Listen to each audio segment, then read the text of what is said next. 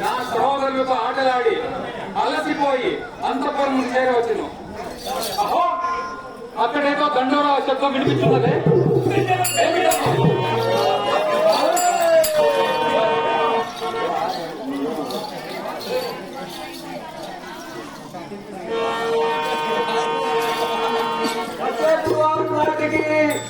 ధర్మరాజుకు యువరాజ పట్టాభిషేకం పెట్టవలని ఆ దురాటమై అందరూ నిశ్చయించున్నారు.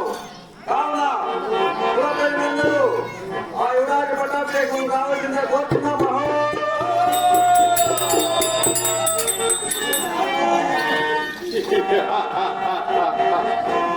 ఏమి మా అన్న ధర్మరాజుని పట్టాభిషేకమా? ఏది ఏమైనా సంతోషింపదగిన వార్తే. కానీ ధర్మరాజు రాజైనతో నేనెప్పటికీ సేవకుడుగానే ఉండేవాళ్ళను కదా. వెంటనే నా తండ్రి దగ్గరికి వెళ్ళి నా విన్నపాన్ని విచారించదా.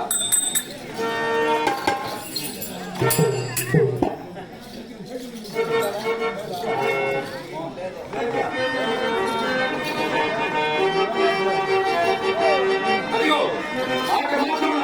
నా తల్లి సుధాసుడు